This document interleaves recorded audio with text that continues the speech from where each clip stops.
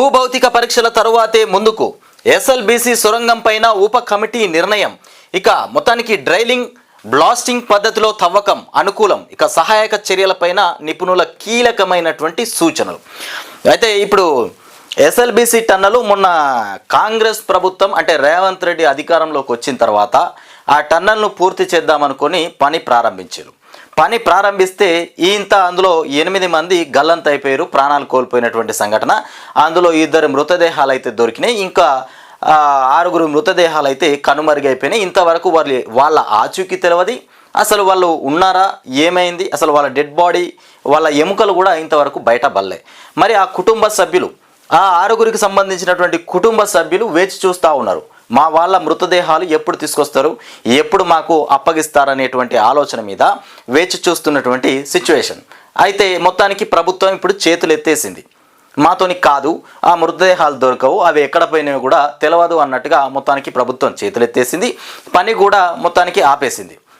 ఇక మళ్ళా కొత్త వ్యవహారం తీసుకొచ్చిర్రు. భూభౌతిక పరీక్షలు చేసిన తర్వాతనే ఎస్ఎల్బీసీ టన్నల్కి సంబంధించినటువంటి పని ముందుకు తీసుకెళ్తామని చెప్తా ఉన్నారు. అయితే గతంలో ఒక విషయం ఏంటంటే, గతంలో కేసీఆర్ కూడా ఈ ఎస్ఎల్బీసీ టన్నల్ను ప్రారంభం చేద్దాం అనుకున్నాడట. అయితే అందులో అసలు అక్కడ ఆ టన్నల్కు సంబంధించి వాతావరణం అనుకూలించకపోవడం, అక్కడ ఉన్నటువంటి భూమి ఎస్ఎల్బీసీ టన్నల్కి సంబంధించి పూర్తి చేద్దాం అనుకుంటే అసలు సహకరించలేదంట. కేసీఆర్ అప్పుడు పరీక్షలు చేసినట్టున్నాడు, మొత్తానికి సహకరించలేదని ఆ టన్నల్ను పక్కకు పెట్టిండు. కానీ రేవంత్ రెడ్డి ఎట్లాంటి వ్యక్తి అంటే, కేసీఆర్ ఏదైనా పని చేస్తే దాన్ని మొత్తానికి విరగొట్టాలి, లేదంటే కేసీఆర్ చేయని పనిని నేను చేయాలి అనేటువంటి ఆలోచనతో ముందుకు వస్తూ ఉంటాడు. ఇక దాంతోనే ఇవాళ కేసీఆర్ టన్నల్ ఏదైతే పని ఉందో దాన్ని పూర్తి చేయలేదు కాబట్టి రేవంత్ రెడ్డి దాన్ని తీసుకొని నెత్తి మీద పెట్టుకున్నాడు, దాన్ని పూర్తి చేద్దాం అనుకున్నాడు. కానీ ఆయనకు విషాదం చోటు చేసుకుంది. రేవంత్ రెడ్డికి అసలు రేవంత్ రెడ్డి ఏ పని చేద్దాం అనుకున్నా ఆయనకు ఏదో ఒక విషాదం చోటు చేసుకుంటుంది. భూమి తీసుకొని మొన్న లగచర్లలో మ్యాక్సిమం మనం ఒక చిన్న విషయం తీసుకుంటే, ఒక టాపిక్ తీసుకుంటే, లగచర్లలో కూడా రైతుల నుండి భూమి సేకరించి అక్కడ ఏదో ఫార్మా కంపెనీలు ఏర్పాటు చేద్దాం అనుకున్నాడు. అక్కడ కూడా రైతులు ఈ మొత్తానికి ఎదురుదాడి చేసి అధికారులను చెల్లా చేసినటువంటి అంశం అయితే మనం చూసినాం. అక్కడ రైతుల్ని కూడా పోలీసు వాళ్ళు వచ్చి మొత్తానికి అరెస్టులు చేసి జైల్లో పెట్టి నిర్బంధించినటువంటి సంఘటన కూడా మనం చూసినాం. ఇకపోతే మోసి ప్రక్షాళన అని, హైడ్రా వ్యవస్థ అని, ఈ రకంగా మొన్న ఇది మన గచ్చిబౌలికి సంబంధించినటువంటి భూములు, 400 ఎకరాల భూమికి సంబంధించినటువంటి అంశం, ఇవన్నీ తెరపైకి వచ్చినాయి. ఎక్కడ కూడా రేవంత్ రెడ్డి అసలు విజయాన్ని సాధించలేకపోతున్నటువంటి అంశాలు. అసలు మరి ఆయన ప్రమాణ స్వీకారం చేసినప్పుడే ఆయనకు దరిద్రం పట్టుకుందో, లేకపోతే ఏదైనా కీడు ఆయనను వెంపడిస్తుందో, శని ఏదైనా తాండవం లాగా నెత్తి మీద కూర్చుందో కానీ రేవంత్ రెడ్డి ఏ పని చేసినా కానీ పూర్తి కావట్లేదు. ఇకపోతే ఇప్పుడు ఎస్ఎల్బీసీ టన్నల్కి సంబంధించి మళ్ళా భూభౌతిక పరీక్షలన్నీ చేసిన తర్వాతనే ముందుకు పోతామని చెప్తున్నటువంటి అంశం. ఎస్ఎల్బీసీ సొరంగం పైన ఉప కమిటీ నిర్ణయం తీసుకోబోతుందంట. మొత్తానికి డ్రిల్లింగ్ ఇక బ్లాస్టింగ్ పద్ధతిలో తవ్వకం అనుకూలం. అయితే డ్రిల్లింగ్ బ్లాస్టింగ్ పద్ధతిలో తవ్వకం అనుకూలంగా ఉండబోతుందంట. ఇక ఆ పద్ధతి ప్రకారమే మొత్తానికి ఆ టన్నల్ను పూర్తి చేయాలి, ఆ పని పూర్తి చేయాలని మొత్తానికి ఉప కమిటీ నిర్ణయం తీసుకోబోతుందంట. ఇక సహాయక చర్యలపైన కూడా నిపుణుల కీలకమైనటువంటి సూచనలు.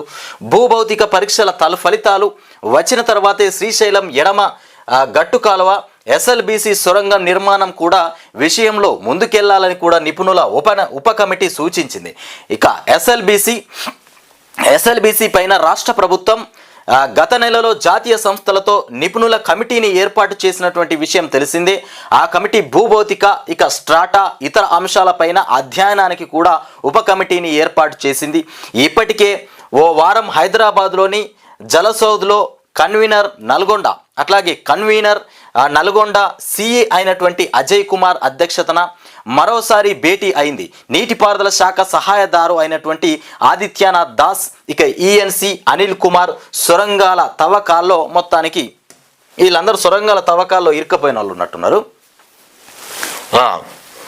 ఇక నిపుణుడు మొత్తానికి మోరే రాములు జాతీయ భూభౌతిక పరిశోధన సంస్థ అయినటువంటి ఎన్జిఆర్ఐ తదితర సంస్థల ప్రతినిధులు ప్రత్యక్షంగా బోర్డర్ రోడ్ ఆర్గనైజేషన్ నుంచి కల్నల్ ఇక మొత్తానికి పరీక్షిత్ మోహ్రా ఆన్లైన్లో పాల్గొన్నారంట వీళ్ళంతా. వీళ్ళందరూ దాంట్లో పాల్గొన్నోళ్ళు ఆ పనికి సంబంధించి. ఒక్క విషయం ఒకటి, ఎంతమంది ఉన్నారు వీళ్ళంతా?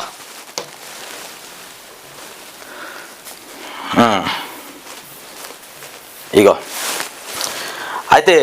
అయితే జలసౌధలో కన్వీనర్ నల్గొండ సిఈ అజయ్ కుమార్ అధ్యక్షత మొత్తానికి ఈ కమిటీ ఉంది కదా, ఏది ఉప కమిటీకి సంబంధించి, ఆయన అధ్యక్షతన అజయ్ కుమార్ అధ్యక్షతన మరోసారి భేటీ అయిందట. నీటిపారుదల శాఖ సలహాదారు అయినటువంటి ఆదిత్యనాథ్ దాస్, ఈఎన్సి అనిల్ కుమార్ సొరంగంకి సంబంధించిన తవ్వకాలపైన మొత్తానికి చర్చలు కొనసాగించారంట. ఇక జాతీయ భూ భౌతిక పరిశోధన సంస్థ ఎన్జిఆర్ఐ తదితర సంస్థల ప్రతినిధులు ప్రత్యక్షంగా మొత్తానికి బోర్డర్ రోడ్ ఆర్గనైజేషన్ నుంచి మొత్తానికి కల్నల్ పరీక్షత్, ఇక పరీక్షిత్ మోహ్రా ఆన్లైన్లో పాల్గొన్నారు. సొరంగం తవ్వకానికి కూడా ప్రత్యామ్నాయ మార్గాలు, ఇక సవాళ్లపైన ఈ సందర్భంగా వారు చర్చించారు. నాగర్ కర్నూలు జిల్లా దోమలపెంట సమీపంలోని ఎస్ఎల్బిసి సొరంగం ప్రవేశ మార్గంలో చోటు చేసుకున్నటువంటి ప్రమాదంలో టన్నెల్ బోర్ మిషన్, ఇక టీబీఎం బురద మట్టిలో కూరుకుపోయింది. సహాయక చర్యల సందర్భంగా ఈ యంత్రాన్ని ముక్కలుగా కత్తిరించి తొలగించినటువంటి దృశ్య. ఇక తిరిగి టీబీఎంతో తవ్వకాలు జరపడం అసాధ్యం. ఇక డ్రిల్లింగ్ బ్లాస్టింగ్ పద్ధతి మాత్రమే తవ్వకాలకు అనుకూలం. అయితే భూ ఉపరితలం నుంచి ఇక షాఫ్ట్ ప్రత్యేక మార్గం, ఇక నిర్మాణానికి పర్యావరణ అనుమతులు కూడా రావడం క్లిష్టమైనటువంటి విషయం. ఇక దీనికి బదులుగా సొరంగం మార్గంలోని నిర్మాణ వ్యర్థాలను కూడా వెనక్కి తరలించడానికి నిర్మాణ సంస్థ సానుకూలంగా ఉంది. అట్లాగే డీబీఎం విధానంలో కూడా సొరంగాన్ని తవ్వడానికి 30 మీటర్లు ఎత్తు, 20 మీటర్ల పొడవుతో భూమి, ఇక పొరల సమగ్ర డాటా అవసరం. ఇక ఎన్జిఆర్ఐ దీనిపైన పరిశోధన చేసి ఆ సమాచారం అందించాలి. ఇకపోతే 2 నెలల్లో ఈ సమాచారం అందగానే పనులు ఎలా మొదలు పెట్టాలన్న అంశంపైన కూడా చర్చించి ప్రభుత్వానికి నివేదించుదాం అని కూడా సమావేశంలో చర్చించినట్లు మొత్తానికి సమాచారం వెలుగులోకి వచ్చిందట. ఇకపోతే సొరంగం చివరి భాగంలో మొత్తానికి మట్టి బురద కింద కూరుకుపోయినటువంటి 6 ఆనవాళ్ల వెలికితీతకు సంబంధించినటువంటి ప్రణాళిక పైన చర్చించారు. ఇక మొత్తానికి మెకానిక్ నిపుణుడు అయినటువంటి నైథాని బురద మట్టి తొలగింపు పైన కీలక సూచనలు కూడా చేసినట్లు తెలిసింది. అయితే ఒకేసారి మట్టిని తొలగిస్తే మళ్ళీ ప్రమాదం చోటు చేసుకునేటువంటి అవకాశాలు ఉన్నాయని కూడా, దానికి బదులు సొరంగంలో ఒకవైపు కొంత మధ్యలో మరికొంత తవ్వుతూ కూడా ముందుకెళ్లాలని మొత్తానికి నైథాని సూచించినట్లు కూడా సమాచారం. ఇక ఈ రకంగా మొత్తానికి ఎస్ఎల్బిసి టన్నల్కి సంబంధించి మరి ఎట్లా తవ్వుకుంటూ పోవాలి, ఆ టన్నల్ను ఏ రకంగా ఆ సొరంగ మార్గాన్ని పూర్తి చేయాలి అనేటువంటి అంశం మీద మొత్తానికి నిపుణులైతే భేటీ అయిపోయి మీటింగ్ అయితే మొత్తానికి భేటీ అయిపోయి ఉప కమిటీ భేటీ అయిపోయి మొత్తానికి దానికి సంబంధించినటువంటి అంశాలు, ఎట్లా సొరంగ తవ్వకాలు ఎట్లా జరపాలి అనేటువంటి దాని మీద చర్చలు కొనసాగించారు.